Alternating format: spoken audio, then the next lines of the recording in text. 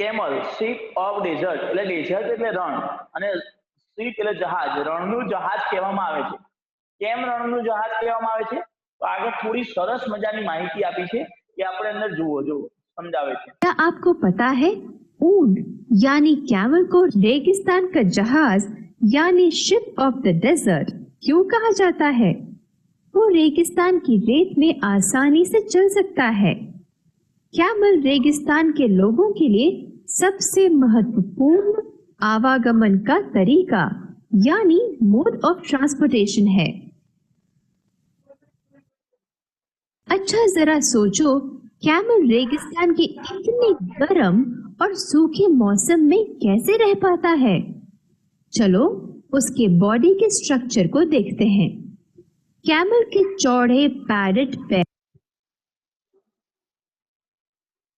વિદ્યાર્થી મિત્રો, અહીંયા તમને બહુ સરસ રીતે વિડીયોની સમજૂતી આપી છે કે આજે ઊંટ જે છે, હિન્દીમાં તમને સમજૂતી આપે છે કે ઊંટ ત્યાં રણની અંદર ચાલવા માટે અને ત્યાં અનુકૂલન સાધવા માટે કેવી કેવી વિશેષતાઓ ધરાવે છે.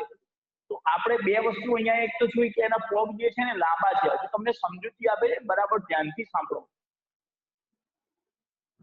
पैर होते हैं, वो रेत के अंदर नहीं धंसते चलते और दौड़ते समय। उसके लंबे पैर उसे रेगिस्तान में तेजी से चलने में मदद करते हैं और रेत को उसके पेट से दूर रखते हैं। रेगिस्तान में पानी और हरियाली की कमी होती है, तो फिर कैमल जो कि हर्बीवोर यानी प्लांट्स खाने वाला जानवर है, इतने गर्म और सूखे मौसम में कैसे रह पाता है? कैमल की पीठ पर जो मोटी ऊंची सी थैली होती है उसे हम कहते हैं। कैमल उसी में अपना खाना और पानी फैट के रूप में बचा के रखता है। इसीलिए कैमल 10 से 12 दिन तक बिना पानी के रह सकता है। और कैमल की लंबी लंबी आईलैशेस क्यों होती हैं? ये कैमल की आंखों को रेत से बचाकर रखती हैं, जो कि बहुत उड़ती है हवा के झोंके से। वो कैमल की आंखों को सूरज की चौंधती हुई किरणों से भी बचा के रखती हैं। तो हमने देखा कैमल के लंबे पैडेड पैर उसे रेत में धंसने से बचाते हैं और रेगिस्तान में जल्दी से चलने में और रेत को पेट से दूर रखने में भी मदद करते हैं। उसका हम्प खाना और पानी बचाकर रखता है और लंबी आईलैशेस उसकी आंखों को सूरज की रोशनी और उड़ती रेत से बचाती है। तो आपने देखा कैमल की बॉडी रेगिस्तान के हिसाब से ढली हुई है और इसलिए कैमल डेजर्ट में रह पाता है। अपने देश में भला हमने पोलर बेर क्यों नहीं देखे? रखता है और लंबी आइलैंड। चलो अंश, मारो अवाज संभळाय छे का? हाँ सर संभळाय छे। ओके, હવે આપણે થોડી ડિસ્કસ કરી લઈએ. આપણે જોયું કે આજે ઊંટની વિશેષતા બતાવવામાં આવી કે ઊંટ એ રણની અંદર કેવી રીતે અનુકૂલન સાધી શકે છે. તો એના માટે જો મારું અહીંયા કર્સર ફરી રહ્યું છે, સૌથી પહેલા લોંગ આઈલાઇસિસ એટલે કે જેની આંખોની પાંપણો છે, સાંભળજો બરાબર, એ આંખોની પાંપણો કેમ લાંબી છે? કારણ કે આપણે જોઈએ છીએ કે રણમાં રેતી ઉડે છે. એ રેતી ઉડવાના કારણે એની જે પાંપણો છે એને ઉડતી રેતીની આંખોને બચાવે છે. અને પ્લસ બીજું પણ કહેવામાં આવ્યું, ચલો અંશ યાદ આવ્યું? વિડીયોમાં એવું બીજું પણ બતાવવામાં આવ્યું કે એની લાંબી પાંપણો શા માટે છે? सूर्य, हाँ, सूर्यનો પ્રકાશ રણમાં વધારે એટલે કે ગરમી વધારે હોય છે, એના એ આંખોને ઢાંકે છે, બહારની તરફ નીકળેલી હોય છે, બરાબર છે. એ આંખોની પાંપણો એને આંખોને ગરમીથી બચાવે છે, બરાબર છે. ચલો બીજી વસ્તુ છે લોંગ લેગ્સ એટલે કે એના લાંબા પગ. ચલો અંશ, એના કેમ લાંબા પગ હોય છે? તેને નીચેની ગરમી ન લાગે તેથી. સાચી વાત છે. જો આ એનું મોટું શરીર છે, સાંભળજો, આ શરીર નીચે રેતી છે, આ રેતીમાં ખૂબ જ ગરમી હોય છે, સાંભળજો.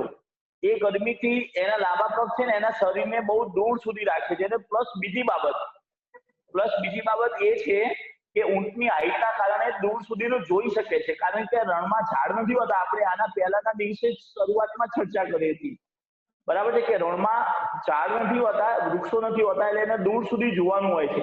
એટલે બંને કામ લાગે છે. એક રેતીની ગરમીથી એના શરીરને બચાવે છે અને પ્લસ દૂર સુધી જોવામાં એનું ઊંચું શરીર એને કામ લાગે છે, બરાબર છે. ચલો, આ ઉપરનો શબ્દ છે હમ્પ. હમ્પ એટલે ગુજરાતી ભાષામાં એને ખૂંદ કહેવાય, ઊંટની ખૂંદ. મારું કર્સર અહીંયા ફરી રહ્યું છે, દેખાય છે ને ખુશી? હા સર, દેખાય છે કર્સર. ચલો, હવે તમે બંને બંધ રાખો અને નિયતિ બોલશે. નિયતિ, આ ખૂંદ એના શા કામમાં લાગે? તેને પાણી અને ખાવાનો સંગ્રહ કરવા માટે. સાચી વાત છે. અંદર એવું કહેવામાં આવ્યું છે કે ઊંટ રણમાં શું હોય છે, આપણે બંને ડિસ્કસ કરી લેવાની છે કે રણમાં પાણી અને ખાવાનું બંનેની અછત હોય છે. એટલે ઊંટને એક વિશેષતા આપવામાં આવી છે કે જ્યાં પાણી મળે ને ત્યાં ખૂબ જ એના શરીરમાં સ્ટોર કરી શકે છે, સંગ્રહ કરી શકે છે. એટલે વધારેમાં વધારે પાણી. અને અંદર એક કહેવામાં આવ્યું અંશ કે ઊંટ પાણી વગર, ખાધા પીધા વગર કેટલા દિવસ જીવી શકે? 15 દિવસ. હા, 12 થી 15 દિવસ. 12 થી 15 દિવસ આપણે રહી શકીએ? ના. આપણું આટલું નાનું શરીર છે તો પણ નથી રહી શકતા, અને ઊંટ આટલું મોટું શરીર ધરાવે છે છતાંય 12 થી 15 દિવસ ખાધા પીધા વગર રહી શકે છે. કેમ રહી શકે છે? તો એનું કારણ કહું. અહીંયા એક પાઠ આવે છે, પહેલા આવતો હતો કેમલ સે હમ્પ, બરાબર છે. ઇંગ્લિશમાં એ લેસન હતું. હવે અહીંયા આપણને વિજ્ઞાનની અંદર સમજાવવામાં આવ્યું છે કે હમ્પ એટલે એની ખૂંદ જે છે, એ ખૂંદની અંદર એની ચરબીનો સંગ્રહ થાય છે. જ્યારે એવું થાય છે ત્યારે એના શરીરમાં ચરબીમાં રૂપાંતર થાય છે અને આ ચરબીનો આ ખૂંદમાં સંગ્રહ થાય છે. જ્યારે ઊંટ જે છે એને ભૂખ લાગે, જ્યારે એને ખાવાનું નથી મળતું, ત્યારે આ ચરબી ઓગળે છે અને એના આખા શરીરને શક્તિ પ્રદાન કરે છે અને ઊંટ જીવિત રહી શકે છે. ચલો, બિગ ફીટ એનો અર્થ થાય છે કે એના પગની નીચેની ગાદી એટલી પહોળી હોય છે કે જ્યારે ચાલે છે ઊંટ રણમાં દોડી પણ શકે છે. આપણે ચાલવામાં તકલીફ થાય, ઊંટ રણમાં દોડી પણ શકે છે. કેમ? કારણ કે એના પગની ગાદી પહોળી હોય છે અને એ પહોળી હોય છે અને નીચે પોચી હોય છે, જેના કારણે એ રેતીમાં ફૂપી જતા નથી પગ.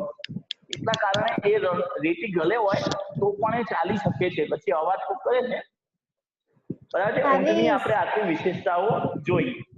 હવે આપણે આગળ વધીએ. હવે આ ઊંટ સિવાય આપણે બીજા પ્રાણીઓની પણ વિશેષતા જોવાના છીએ. चलो। फ्लैशेस उसकी आंखों को सूरज की रोशनी और उड़ती रेत से बचाती है। तो आपने देखा तो क्योंकि वो सिर्फ आर्कटिक एरिया में रहते हैं जहाँ बहुत ठंड पड़ती है। पोलर बेर कड़ाके की ठंड में ही जी सकते हैं। आवाज बंद कर। उनका सफेद मोटा फर उन्हें सर्दी में गर्म रखता है।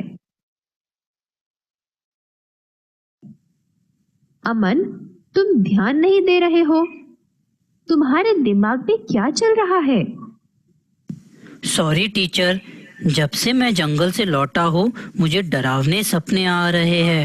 मुझे अजीब अजीब से जानवर दिख रहे हैं, जैसे बड़ा सारा हाथी, जानवर जो आधे ज़ेब्रा और आधे हॉर्स जैसे दिखते हैं आदि।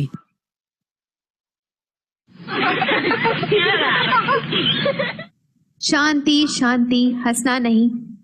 क्या तुम्हें पता है बहुत बहुत साल पहले ऐसे ही जानवर होते थे, पर अब नहीं। हाँ, आपको अजीब लगेगा, पर हजारों साल पहले ये विशालकाय हाथी इस धरती पर रहा करते थे। और हाँ, आधा ज़ेब्रा और आधा हॉर्स जैसा एनिमल भी। इस विशालकाय हाथी जैसे जानवर को वुली मैमथ कहते थे। ये सभी जानवर बदलते वातावरण के अनुसार अपने को ढाल नहीं पाए, यानी एडजस्ट नहीं कर पाए और मर गए। अब इनमें से कोई भी धरती पर जीवित नहीं है। और यही हश्र, ख्वागा हॉर्स और ज़ेब्रा के मिक्स के साथ हुआ। वो अपने को बदलते वातावरण के अनुसार ढाल नहीं पाए और मर गए। अब वो विलुप्त यानी एक्सटिंक्ट हो गए हैं। कितना अच्छा होता ये अभी जीवित होते तो। कुछ और प्रजाति अब जीवित नहीं हैं। वो हैं डायनासोर्स। अब वो सिर्फ फोटोज और मूवीज में ही दिखाई देते हैं। जो जानवरों की जाति अब जीवित नहीं है उन्हें हम एक्सटिंक्ट एनिमल्स कहते हैं। जंगली जानवर कम क्यों हो रहे हैं? घर बनाने के लिए हम मनुष्य जंगलों को साफ कर देते हैं। जंगलों की संख्या कम हो रही है पर बदलते वातावरण। चलो विद्यार्थी मित्रों, આપણે થોડી સમજ મેળવી।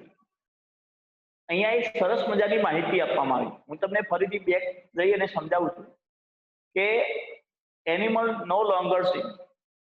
અહીંયા એ પ્રાણીનું નામ છે વુલી મોહમ્મદ। અહીંયા આપણને હાથી જેવું દેખાય છે, એના દાંત જુઓ તમે ખાલી। આપણને અહીંયાથી ખાલી ચિત્રમાં પણ બીક લાગે છે। વિચારો તમે કે આપણે રૂબરૂ આ મળી જાય તો હા, ઘણી બીક લાગે। પરંતુ આ છે હમણાંની અત્યારની હાલની પ્રજાતિ, અત્યારે આ નથી, બરાબર છે। આ બહુ પહેલાના સમયની વાત છે કે પહેલાના સમયમાં આવા પ્રાણીઓ હતા। આ પ્રાણીઓ હવે લુપ્ત પ્રજાતિ કહેવામાં આવે છે। કેમ લુપ્ત? કારણ કે આ જે પ્રાણી છે તમે જુઓ કે એની સાથે આ વાતાવરણ સાથે અનુકૂલન ન સાધી શક્યા। એના પરિણામે આ પ્રજાતિઓ લુપ્ત થઈ ગઈ।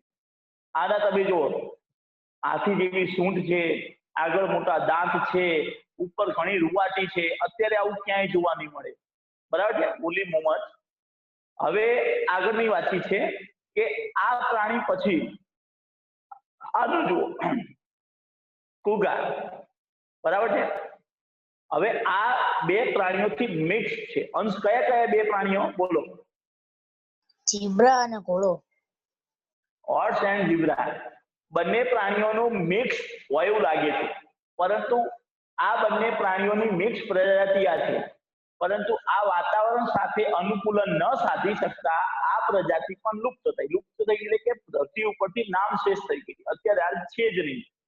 અને એના પછી આપણે જોવા જઈએ તો આવી આને તો સૌ તમે પરિચિત છો, બરાબર છે ને? શું નામ છે આનું? ડાયનાસોર, બરાબર છે। આ ડાયનાસોર।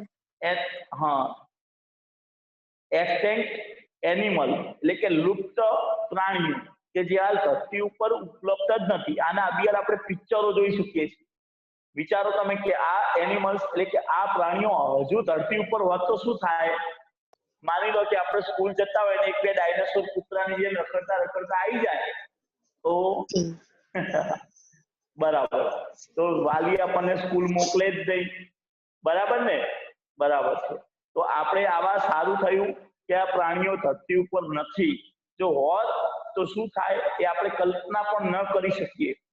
આ એનિમલ્સ લુપ્ત થવાના જે કારણો છે, ધોરણ 8 વિજ્ઞાનમાં પેટ્રોલિયમ પેદાશોની જે પ્રકરણ છે, બરાબર, એની અંદર સમજૂતી આપવામાં આવી છે કે પૃથ્વીની ઉત્પત્તિ પછી આવા મોટા મોટા પ્રાણીઓ કેમ નામશેષ થઈ ગયા, બરાબર? એની સમજૂતી એની અંદર સરસ રીતે આપી છે, બરાબર છે।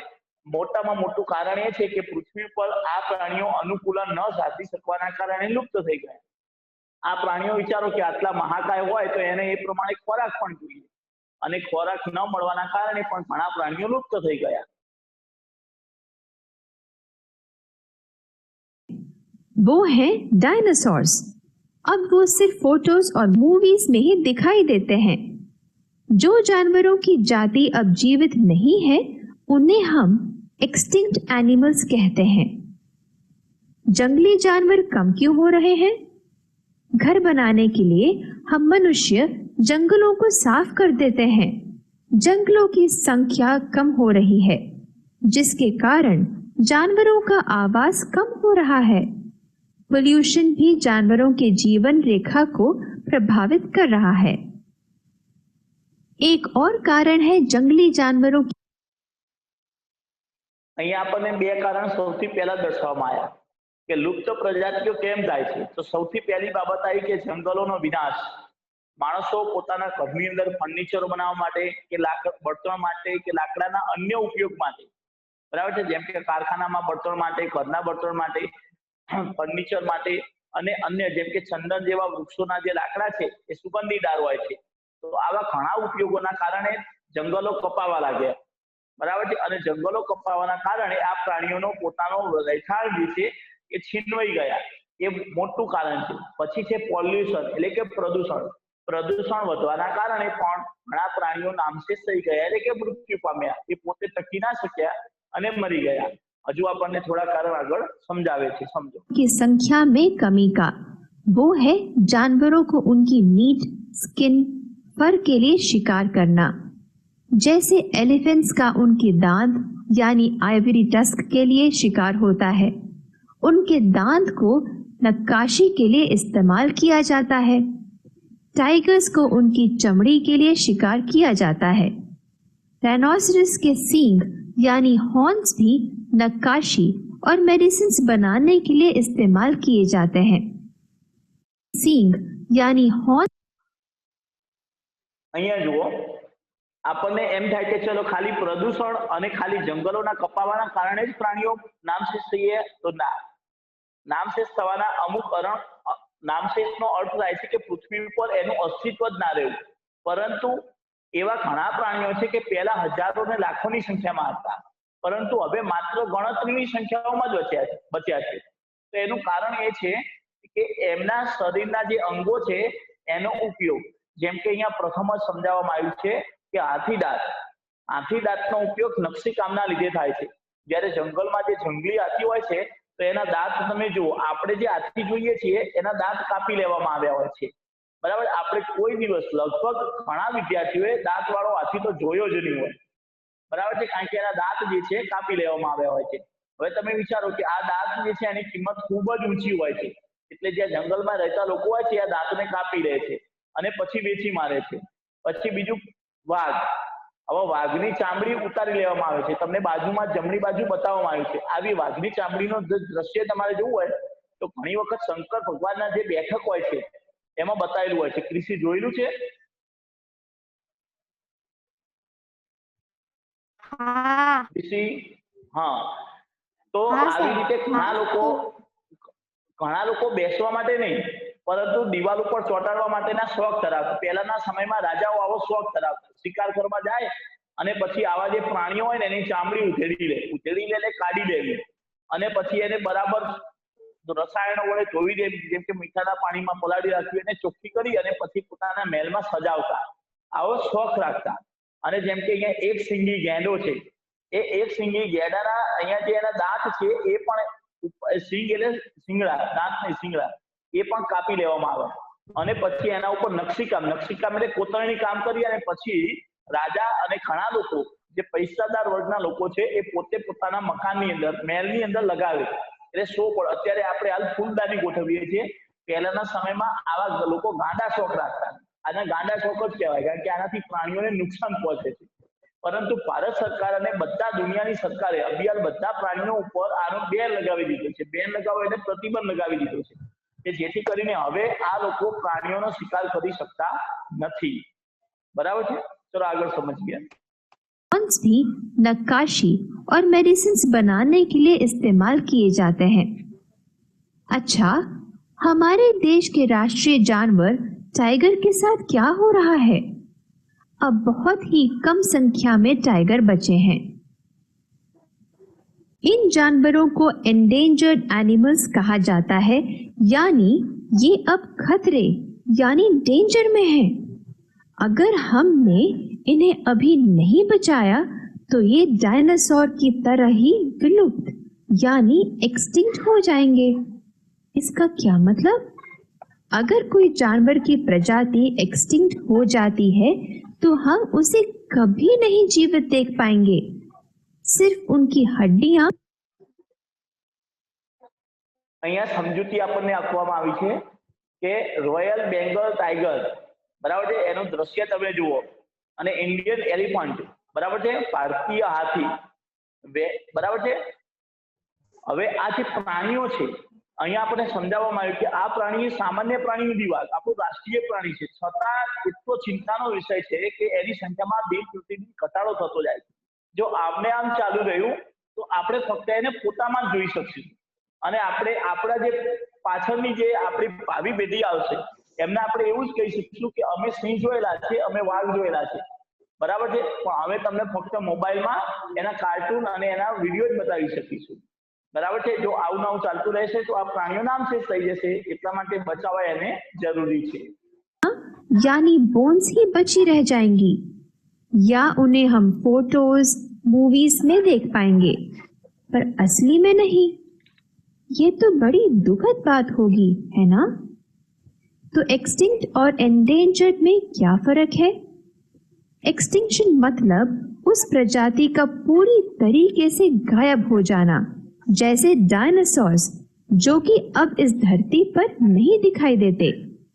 एंडेंजर्ड मतलब ये जानवर या पौधे जो इतनी कम संख्या में बचे हैं कि अब उनके विलुप्त यानी एक्सटिंक्ट होने का खतरा बहुत बढ़ गया है. तो हमें क्या करना चाहिए इन एंडेंजर्ड स्पीशीज को बचाने के? જુઓ, હવે આગળનો નવો ટોપિક આપણને સમજાવવામાં આવ્યો કે આપણે વિચાર્યું તો આપણે સમજ્યા કે આ બધા પ્રાણીઓ જે છે એ ઘણા બધા કિંમતી છે. કેવી રીતના કિંમતી? તો એનાથી એ આગળના પ્રકરણોમાં આપણે શીખવાના છીએ, પરંતુ અત્યારે હાલ આપણે એ શીખીશું કે આ પ્રાણીઓને બચાવવા માટે આપણે શું કરી શકીએ, બરાબર. Do not disturb natural habits, બરાબર છે. તો અહીંયા આપણને થોડીક સમજૂતી આપવામાં આવી છે કે આપણે પ્રાણીઓ પ્રત્યે શું કરી શકીએ. તો આપણે કેટલાક એવા બોર્ડ જોયા હશે, બરાબર છે, તો એને આપણને સમજૂતી આપવામાં આવી છે.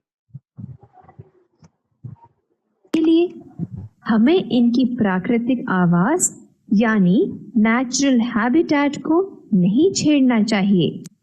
हम मनुष्यों से ना के बराबर हस्तक्षेप यानी इंटरफेरेंस होना चाहिए. क्या आपने ऐसे साइन बोर्ड्स देखे हैं जब आप कहीं जंगल से गुजर रहे होते हैं, जैसे गोट या डियर क्रॉस कर रहा है? ये साइन हमें बताते हैं कि जानवरों का आवास है कहीं पास में और हमें उन्हें परेशान यानी डिस्टर्ब नहीं करना चाहिए. जानवरों का अवैध शिकार यानी पोचिंग उनके स्किन, फर, मीट, हॉर्न आदि के लिए पूरी तरह से निषेध है और इसमें सजा भी हो सकती है. हमें शांति से इस धरती में रहना चाहिए और जानवरों को भी रहने देना चाहिए.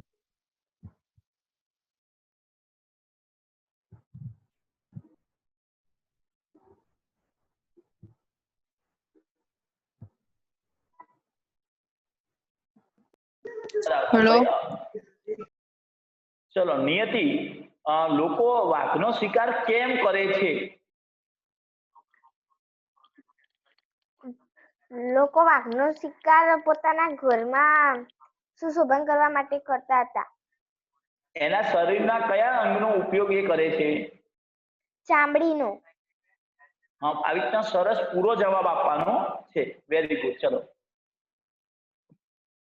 ધ્રુવીલ, એક સિંગી ગેડો છે એ કેમ નામશેષ થઈ રહ્યા છે?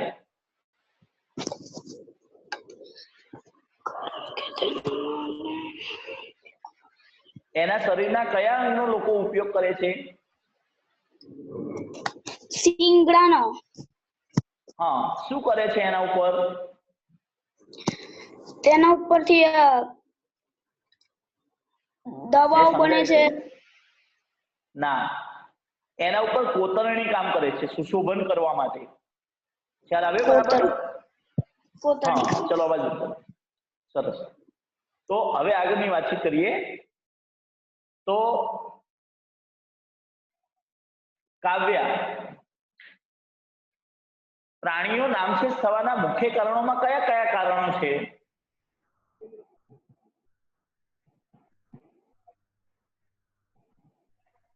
ચલો આગળી ઊંચી કરો, મને દેખાય છે. કોને આવડે તો હું એને કહીશ કે જવાબ આપશે.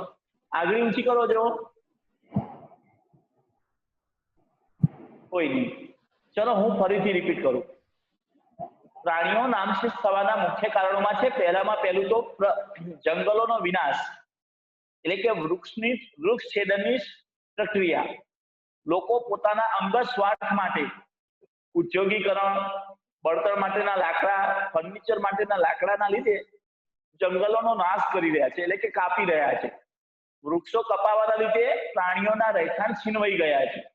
આના કારણે પ્રાણીઓ ઓછા થતા જાય છે. ચલો હવે બીજું કારણ યાદ આવી ગયું હોય તો કહો, આગળ ઊંચી કરશું.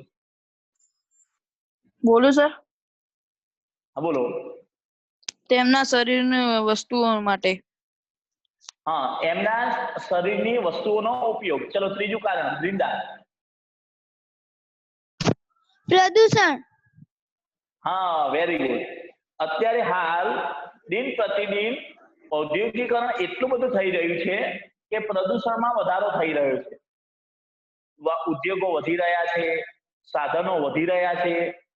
આ બધાના કારણે પ્રદૂષણની માત્રા ખૂબ જ વધી છે અને પ્રાણીઓને તો શ્વાસ લેવામાં પણ તકલીફ પડી રહી છે. હું તમને એક જહાજની કાલે માહિતી આપીશ કે જહાજના લીધે કેટલી બધી માછલીઓ મરી ગઈ. એમાં ભૂલ કોની હતી, શું હતી, એ હું તમને આવતીકાલે સમજાવીશ. બરાબર છે? ચલો હવે આપણે પ્રાણીઓ માટે શું કરી શકીએ કે આ પ્રાણીઓ નામશેષ ન થાય, એની આપણે છેલ્લા તબક્કામાં આપણે આ વિડીયોમાં સમજૂતી મેળવી. ચલો અંશ ખ્યાલ આવ્યો તો બધા? હા સર. બોલો. તો પ્રાણીઓને મારવા ના જોઈએ અને તેની ચામડીઓ ના લેવી જોઈએ, તેના દાંત પણ ના કોતરાનું કામ કરવા ના લેવા જોઈએ, પ્રદૂષણ ઓછું કરવું જોઈએ અને ઝાડ ના કાપવા જોઈએ. હા હા, સરસ. બધા જવાબ અંદર ભેગા આપી દીધા કે પ્રદૂષણ ઘટાડવું જોઈએ, પ્રાણીઓને નો કિલ્સ એટલે કે ન મારવા જોઈએ. બરાબર છે? જો કે સરકારે પણ હવે તો સજાની જોગવાઈ કરી છે, એટલે આપણે આમે પણ મારી ના શકીએ, પણ ઘણા લોકો હજુ સજાથી પણ ડરતા નથી અને ઘણા પ્રાણીઓને મારે છે. બરાબર છે? એ સિવાય ઘણા લોકો, બરાબર છે, અંગત સ્વાર્થ માટે પણ. એ સિવાય આપણે સાઇન બોર્ડની સૂચના અંદર આવી હતી કે આપણે કોઈ જગ્યાએ અભયારણ્યમાં જતા હોઈએ, જેમ કે આપણે થોળ પક્ષી અભયારણ્ય છે, ત્યાંથી આપણે જો જઈએ તો ત્યાં સાઇન બોર્ડ લગાવેલા છે, રોડની બાજુમાં સૂચનાના બોર્ડ કે અહીંયા અવાજ ન કરવો જોઈએ, હોર્ન ન મારશો. બરાબર છે? અથવા તમે જો કડીથી કલ્યાણપુરા, આપણે અહીંની સ્થાનિક જ વાતચીત કરી, તો કડીથી કલ્યાણપુરા તમે જાઓ તો ત્યાં પણ બોર્ડ મારેલા છે કે અહીંયા કૃષિ અવાજ ના કરશો. તો ત્યાં બોર્ડ મારેલા છે કે ભાઈ અહીંયા કાળિયા હરણ ફરી રહ્યા છે, આ એમનો વિસ્તાર છે. બરાબર છે? તો ત્યાં તમે પોતાનું વાહન સ્લો એટલે કે ધીમું ચલાવો, કારણ કે અહીંયા એ પ્રાણીઓ રહે છે. બરાબર? કચ્છની જો તમે સફર કરતા હોય તો ત્યાં તમને ઘુડખરના બોર્ડ જોવા મળે. બરાબર છે? કે અહીંયા ઘુડખર છે, તમારું પોતાનું વાહન ધીમું ચલાવો. ઘુડખર એક અમૂલ્ય જીવ છે, એવા સાઇન બોર્ડ મેં જોયેલા છે. જો તમે ફરવા જાવ તો હવે તમે જોજો, તમે ગીર જંગલમાં જાઓ તો તમને સિંહના બોર્ડ જોવા મળશે કે અહીંયા સિંહ રહે છે, તમારું પોતાનું વાહન ધીમું ચલાવો, ગમે ત્યારે સિંહ આવી શકે છે. બરાબર છે? એ તમારા માટે તો કહેવામાં આવ્યું છે, પણ સિંહ માટે પણ કહેવામાં આવ્યું છે કે તમારા વાહનની અંદર સિંહ આવી શકે છે અને એનું મૃત્યુ થઈ શકે છે. માટે તમને વાહનો જ્યાં પ્રાણીઓ વધારે હોય, બરાબર છે, ત્યાં તમને વાહન ધીમે ચલાવવાની સૂચના આપવામાં આવે છે. ચલો આપણે